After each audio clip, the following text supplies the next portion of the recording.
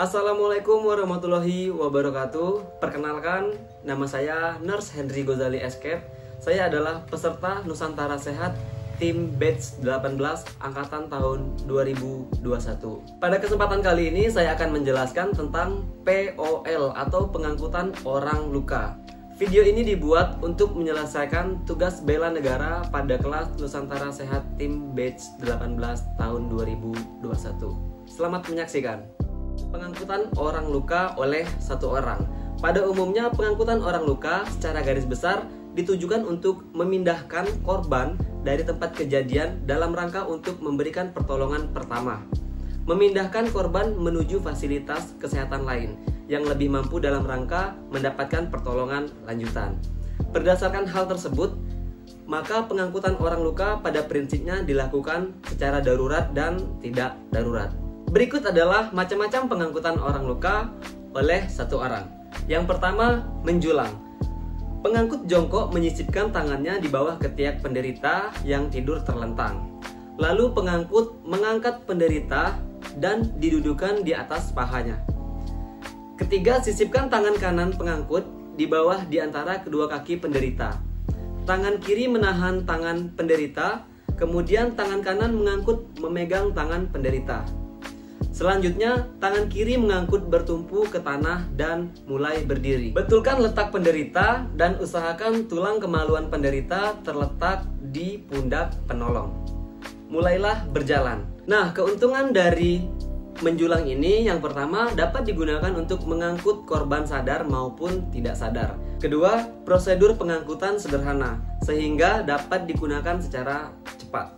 Sedangkan kerugiannya adalah jarak tempuh terbatas sampai dengan 300 meter. Rawan cedera bagi pengangkut terutama pada medan yang tidak rata. Larangannya adalah tidak boleh dilakukan pada korban dengan dugaan cedera tulang belakang, cedera dada dengan gangguan pernapasan, cedera perut dengan perdarahan hebat.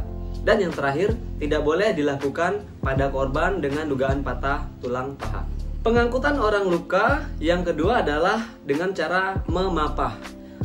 Pengangkutan berdiri di samping tungkai penderita yang sakit, sedangkan tungkai penolong disandarkan pada belakang tungkai penderita. Satu tangan penolong memegang pergelangan tangan penderita, dirangkulkan melalui tengkuk dan dipegang.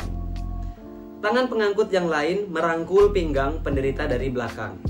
Kemudian, penderita disuruh berjalan, penolong mengikuti, tidak boleh mendahului.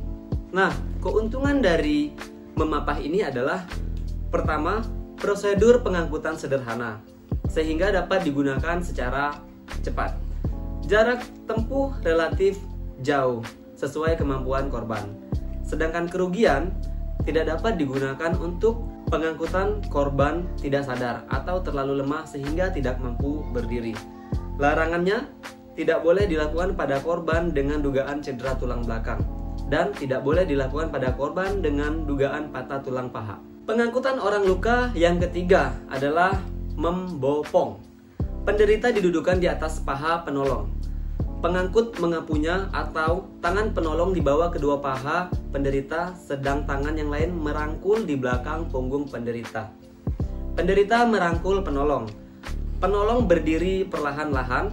Nah, keuntungannya adalah dapat digunakan untuk mengangkut korban sadar maupun tidak sadar. Prosedur pengangkutan sederhana sehingga dapat digunakan secara cepat. Sedangkan kerugian, jarak tempuh terbatas sampai dengan 50 meter. Rawan cedera bagi pengangkut terutama pada medan yang tidak rata. Sedangkan larangannya tidak boleh dilakukan pada korban dengan dugaan cedera tulang belakang. Pengangkutan orang luka yang keempat adalah dengan cara menggendong. Menggendong cara biasa dilakukan terhadap penderita yang sadar dan kuat untuk memegang pengangkut. Tidak ada luka dan tidak ada patah tulang.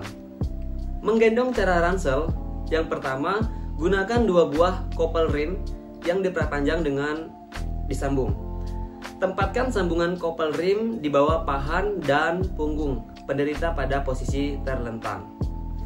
Buka kedua kaki penderita secukupnya, lalu penolong terlentang di atas penderita di antara kedua kaki penderita sambil memasukkan sosok kopel kedua tangan penolong seperti menggendong ransel. Pegang kedua tangan penderita, dilanjutkan berguling ke siap tiarap sehingga posisi penderita berada di atas tubuh penolong. Penolong berusaha untuk berdiri atau meletakkan ke penderita kebalikannya. Keuntungan dari ransel ini adalah dapat digunakan untuk mengangkut korban sadar maupun tidak sadar. Jarak tempuh relatif jauh, sampai dengan 3000 meter. Kerugian, rawan cedera bagi pengangkut terutama medan yang tidak rata. Nah, larangannya adalah tidak boleh dilakukan pada korban dengan dugaan cedera tulang belakang, cedera dada, dan gangguan pernapasan, cedera perut, dan perdarahan hebat. Tidak boleh dilakukan pada korban dengan dugaan patah tulang paha. Baiklah teman-teman, itulah tadi penjelasan tentang pengangkutan orang luka oleh satu orang. Sampai bertemu lagi di video selanjutnya dan wassalamualaikum warahmatullahi wabarakatuh.